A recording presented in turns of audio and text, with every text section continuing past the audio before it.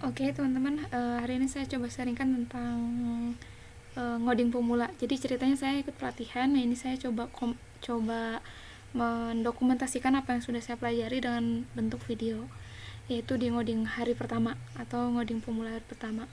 Nah di ngoding pemula hari pertama ini saya belajar tentang JavaScript, dimana JavaScript merupakan salah satu bahasa pemrograman yang terpopuler di dunia, di mana JavaScript ini juga dapat digunakan untuk membuat aplikasi web maupun aplikasi apps, kayak gitu. Nah di diskusi di sesi pertama ini yang coba dipelajari adalah tentang variabel dan tentang string property atau metode dan kondisionalnya. Nah, variabel sendiri adalah suatu blok data untuk menampung sekumpulan data dengan berbagai tipe data. Dan variabel ini biasanya kita tuliskan dengan cara tulisan var. Kalau di sini ada contohnya yang udah saya tulis, itu contohnya adalah var. Kemudian kita tuliskan nama sintaknya, kayak misalkan nama variabelnya yaitu angka, kemudian kita isi dengan tipe datanya. Nah, untuk tipe datanya yang akan kita coba pelajari ada 3, yaitu ada tipe data angka. Contohnya yang ini, yang kayak var angka 1 sama dengan 1. Ini 1, kemudian 4, itu adalah tipe data angka. Kemudian yang keduanya adalah tipe data string, di mana tipe data string ini adalah merupakan tipe data yang cara penulisannya ditandai dengan adanya tanda petik. Contohnya kayak ini. Ini adalah tanda petik 2, kemudian isinya angka 1. Atau bisa juga kita tulis dengan tanda petik 1, kemudian angka. Atau kita tulis dengan teks, kayak misalkan saya pemula, seperti itu, atau dan lainnya. Kemudian yang ketiganya adalah tipe data boolean, di mana tipe data ini mengeluarkan hasil true atau false. Nah, biasanya tipe data boolean ini digunakan untuk kondisional, kayak misalkan jika A maka B, jika C maka D, kayak gitu. Itu kan sebenarnya yang mengeluarkannya adalah outputnya adalah true dan false, kayak gitu. Nah, selain dari tipe data juga saya juga belajar tentang cara memberikan tindakan kepada suatu variabel. Di antaranya adalah yang biasa kita sebut dengan operator. Nah, operator sendiri ada beberapa macam. Salah satunya adalah operator aritmatik. Itu ada tambah, ada kurang, ada kali, ada bagi, ada modulus. Nah, di sini saya coba contohkan. Kalau misalkan untuk operator aritmatik sendiri yang di JavaScript, kita lakukan tambah kali bagi kurang. Nah, di sini saya pakai text editornya Visual Code. Jadi tampilannya agak gini ya. Hasilnya gini. Kemudian untuk ngerunnya kita bisa langsung panggil node nama filenya. Di sini kan udah ada ya posisinya di node. Kemudian saya coba klik hari pertama. Oke, maka hasilnya 4 min 3 5 0,25. Kenapa 4? Karena di sini saya coba kalikan angka 1 dengan angka 2, kemudian saya coba kurangkan angka 1 terhadap angka 2 dan tambahkan, terakhir dibagi ya teman-teman, kayak gitu. Kemudian berikutnya adalah operator pembanding. Operator pembanding ini dia untuk membandingkan satu variabel dengan variabel lain. Nah, pertama adalah operator yang ini, yang sama dengan 2. Ini biasanya digunakan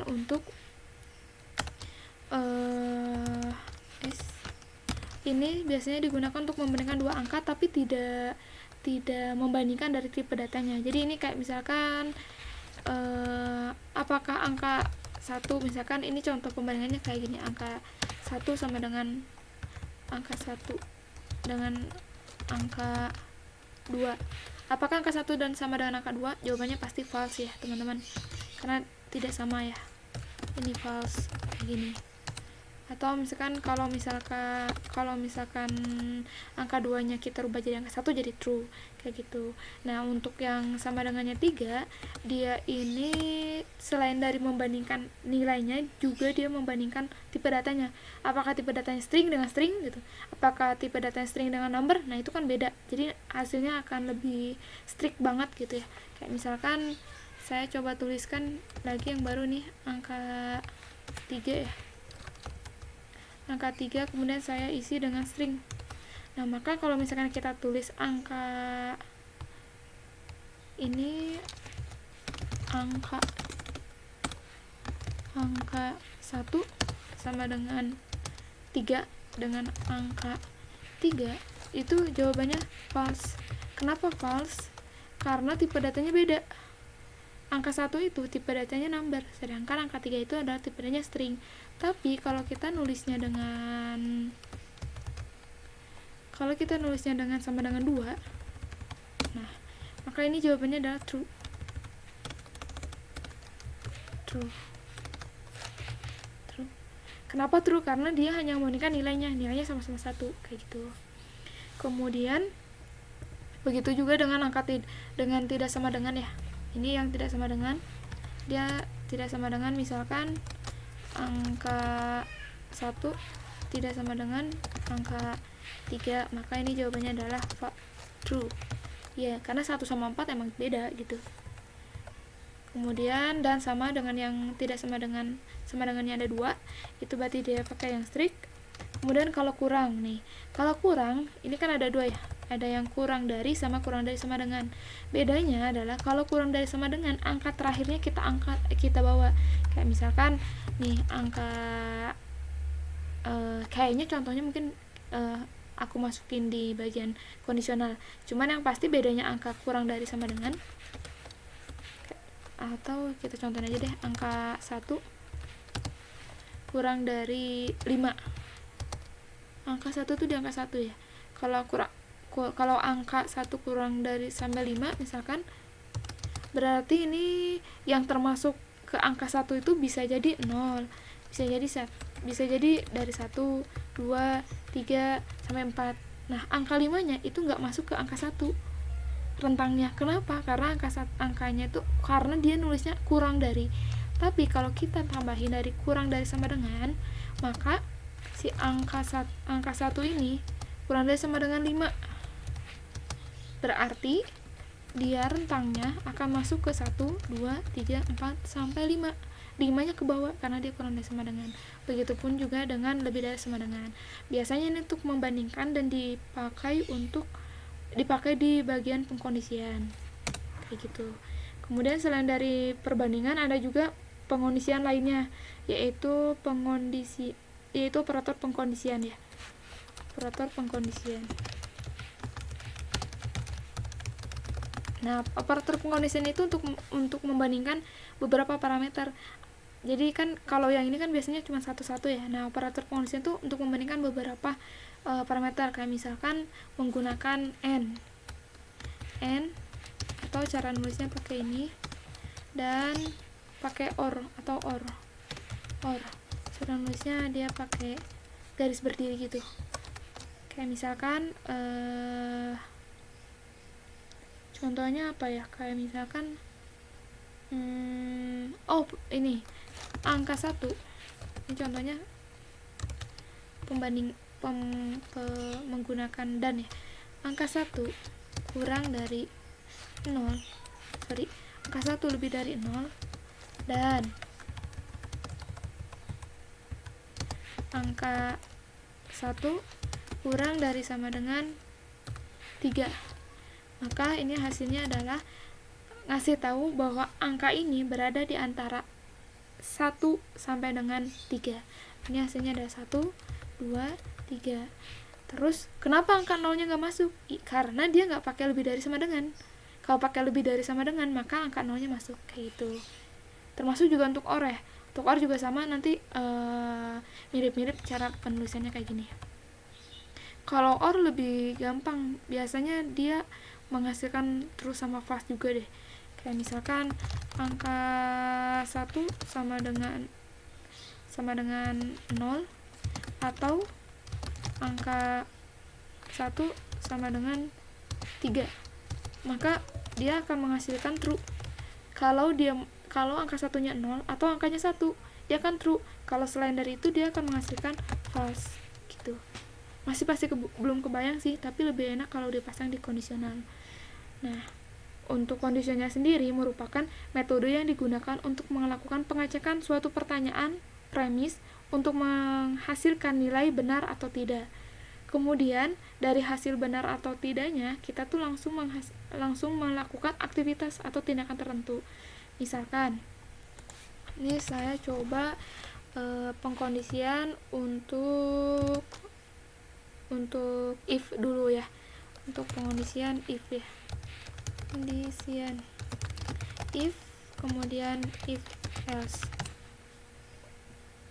Misalkan if angka 1 sama dengan 1, maka dia akan print console.log ini angka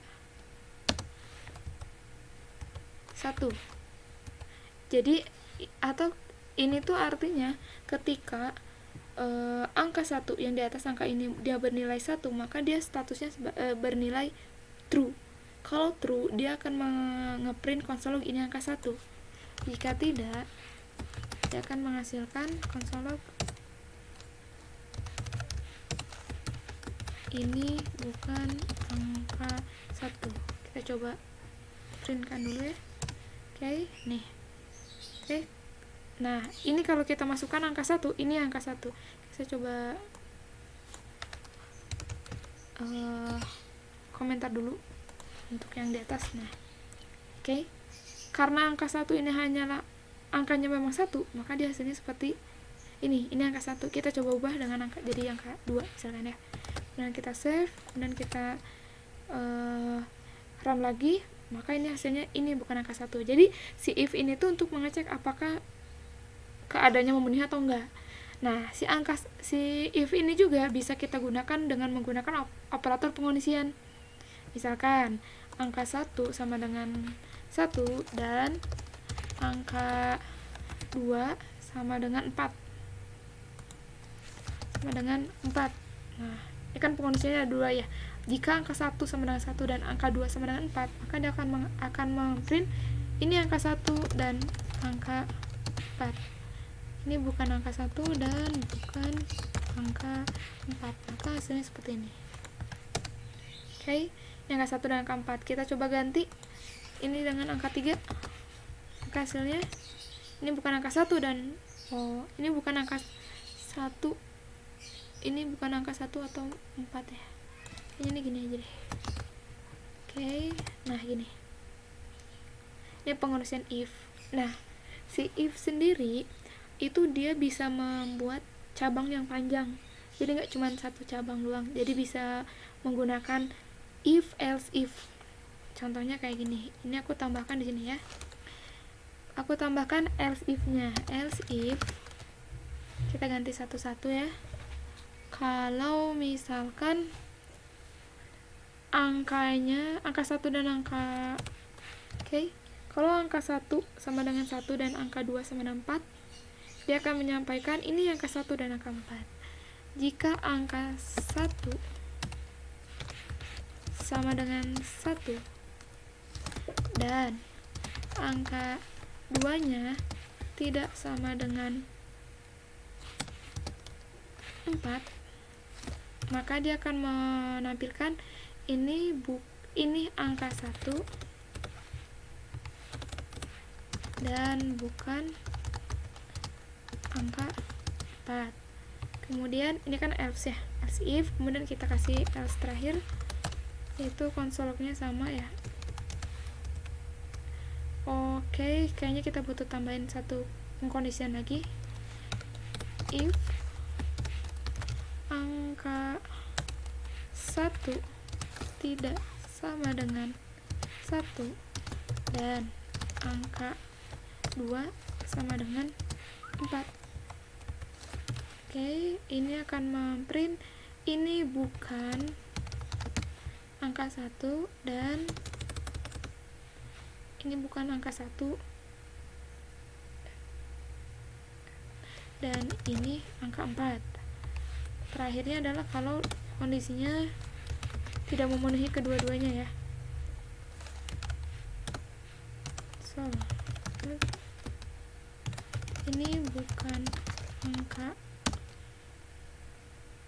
1 atau 4. Oke, gitu. Jadi saya coba pindahkan dulu ke bawah biar bisa diakses lebih gampang ya dilihatnya. Oke, kita coba run dulu.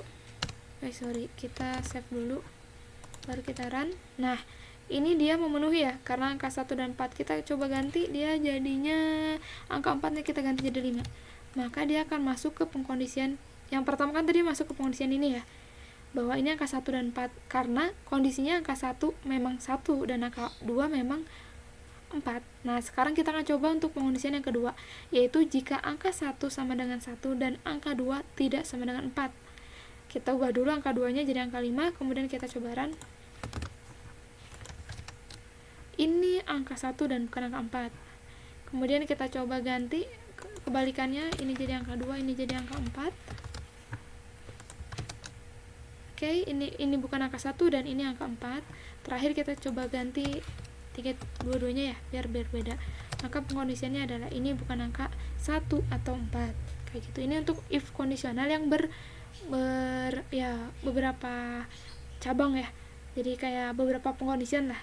Ini biasanya sangat bermanfaat banget untuk beberapa codingan ya, apalagi kalau kita punya berbagai macam pilihan gitu. Kemudian yang keduanya ada yang namanya switch. Switch ini juga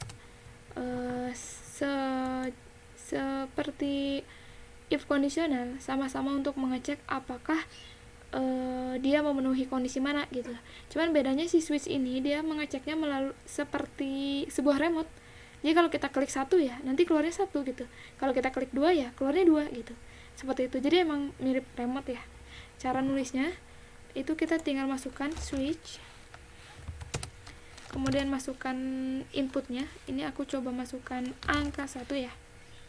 Angka 1 ya. Aku masukkan angka 1. Kemudian kita kasih kurung kurawal, kemudian kita kasih cache-nya. Cache, kalau misalkan angka 1 ini sama dengan 1, apa yang terjadi? Saya coba dia console log. Kalau angkanya 1, dia akan mengkonsol log misal Januari. Kan ya, Januari ya kalau 1. Kemudian kita kasih titik koma dan kita kasih break. Kenapa dikasih break? Dia untuk menghentikan pelupingannya. Jadi ketika dia udah masuk ke 1, dia langsung udah selesai gitu, nggak melakukan looping lagi gitu. Oke, kita coba. Ini bisa di copy paste langsung ya. Ini 2, ini aku masukin Februari. Kemudian ini 3, coba masukin Maret. Oke, error nggak ya? Kita coba dulu ya. Oke, ini bukan angka. Oke, ini kayaknya aku tutup dulu ya yang if ini. Kemudian aku coba print ulang lagi. Oke, Februari. Kenapa Februari? Karena kondisinya angka 1 tuh sama dengan 2, sehingga dia masuk ke kondisional ini nih ya. Atau kita coba ganti jadi angka 1, maka hasilnya adalah Januari, jadi dia masuk ke sini. Ini terkait if dan switch ya. Kemudian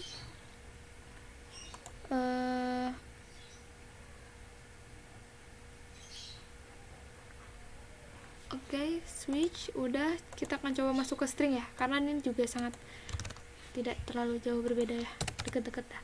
Nah, string itu kan tadi adalah tipe data yang berisi karakter atau teks yang dibungkus dengan tanda petik. Contohnya adalah kalau aku nulis var str 1, string 1, nama saya 016 pemula, kayak gini kan string ya, ada spasinya, ada angkanya, kemudian ada campuran ya, campuran karakter. Kita coba konsol dulu ya, untuk str. Oke, kita coba print. Oke, keluarnya nama saya 016 pemula. Nah, di string ini ada beberapa hal yang memang perlu kita ketahui. Pertama adalah terkait string ini kita bisa menghitung jumlah karakter yang ada. Dengan cara apa? Dengan cara menggunakan .length. Oke, ini untuk menghitung panjang karakter. Oke, nah, jadi nama saya 016 pemula itu total karakternya ada 16. Kemudian si nama saya ini juga bisa kita ubah menjadi huruf kapital dengan cara console log str1.to upper case. Oke, maka kita lihat hasilnya. Nama saya 16 pemula itu jadi uppercase, atau kita juga bisa rubah ke yang biasa ya, yang kecil ya. Yang kecil, huruf kecil itu to lower case. Oke, coba cek. Oke, jadi kecil. Meskipun kalau misalkan agak ragu, kita buat lagi var str 2 ya, dengan huruf besar. Nama saya 16. Udah, ini kita ganti jadi str 2 ya, mastiin. Oke, kecil kan ya. Kemudian kita juga bisa ngubah si str ini, apa namanya, string ini menjadi number ya. Misalkan var str n string number ya, ini 5. Ini bisa kita ubah dia menjadi angka ya, dengan cara number str n. Oke, kita coba lihat hasilnya adalah 5. Kalau misalkan kita hilangkan numbernya, str doang, 5. Beda kan ya kelihatannya. Ini agak berwarna kalau dia tipenya number gitu. Terus si string ini juga kita bisa manggil dengan menggunakan indeks. Jadi misalkan saya akan coba panggil indeks pertama dari str1 ya. Caranya adalah kita panggil dulu si ininya, si nama variabelnya str1, kemudian kita pakai kurung siku, kasih 0. Artinya saya manggil karakter di string 1 ke 0. Itu kita cek hasilnya n. Iya betul, n. Kita coba tambahkan dengan yang lain ya. Saya copy paste aja ya. Oke, kita copy paste aja. Ini aku tambah 1, kemudian aku tambahin karakter kedua, ketiga. Oke, cukup kayaknya ya, ketiga. Oke, jadi nama. Jadi cara manggilnya bisa per indeks. Jadi setiap karakter yang ada di string bisa kita panggil menggunakan indeks dengan cara 0, 1, 2, 3, dan 4. Kayak gitu. Terus kita juga bisa ngambil menggunakan substring. Menggunakan substring itu caranya adalah kita mengambil karakter keberapa dan karakter awal dan karakter akhir. Contohnya kayak gini, console. Yes.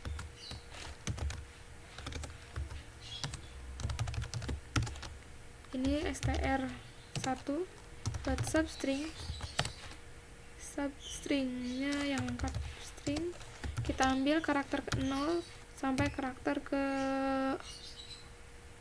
10 kali ya. Kita coba cek ya hasilnya seperti apa. Oke, nama saya itu karakter dari 0 sampai ke karakter 10. Sebenarnya kita juga bisa pakai satu lagi yang sejenis dengan substring, itu adalah sub str. Sub str ini dia cara manggilnya adalah indeks ke seberapa dan jumlahnya berapa. Misalkan indeks ke 0 jumlahnya 10 ya, maka hasilnya akan sama nama saya. Atau saya ganti nih yang bagian bawah, ngambil stringnya indeksnya ke berapa ya, ke 5 sebanyak 4 karakter. Jadi hasilnya adalah nama saya berarti yang string kayak gitu. Itu untuk penjelasan atau sharing saya tentang JavaScript, terutama bagian data type-nya, number string dan kondisional kayak gitu. Jadi kita bisa menggunakan kondisional yang if kayak yang di atas ya, berdasarkan parameternya, atau kita bisa menggunakan switch. Kemudian kalau string ada beberapa yang bisa kita lakukan ya, diantaranya untuk menghitung jumlah, kemudian untuk bisa membuat huruf menjadi kapital, kemudian hurufnya menjadi huruf kecil, kemudian mengubah menjadi number, atau mengambil beberapa karakter lainnya. Ini untuk penjelasannya. Kemudian saya coba sharing apa yang sudah dikerjakan atau dari sisi tugasnya. Kemarin sempat mengerjakan tugasnya terkait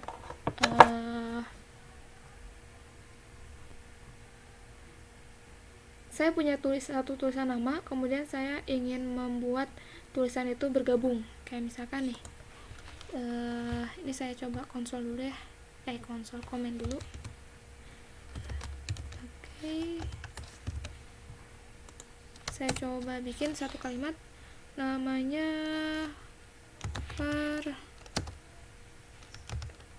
first saya kemudian ini saya biasanya bikin variabel kalau kayak gini yang gampang sih, kayak var a b c d gitu. Ini saya akan coba bikin variabelnya lebih gampang biar nggak lama nulis. B sama dengan suka, kemudian var c sama dengan bakso, saya suka bakso. Oke, biar lebih sedikit ya, saya ingin menggabungkan saya suka bakso, jadi jangan terpisah-pisah kayak gini. Caranya bisa menggunakan console.log A ditambah B ditambah C. Nah, ini sebenarnya udah bisa kesambung ya, cuman saya suka bakso, cuman di sini nggak keluar spasinya. Nah, cara nambahin spasinya bisa jadi kita tambahin lagi. Oke. Jadi nambahinnya gini. Oke. Jadi setiap kalimat ditambahin spasi sendiri. Gitu ini. Jadi tampilnya akan jadi saya suka bakso. Kemudian setelah ini saya coba bikin lagi yang kedua adalah var D. D adalah saya suka bakso. Nah, ini kita akan coba pecah menjadi satu kalimat satu. Kita coba pecah jadi satu kalimat sendiri, tapi menggunakan sistemnya ini ya, yang ngambil satu-satu, ngambil berdasarkan indeks. Jadi misalkan console lognya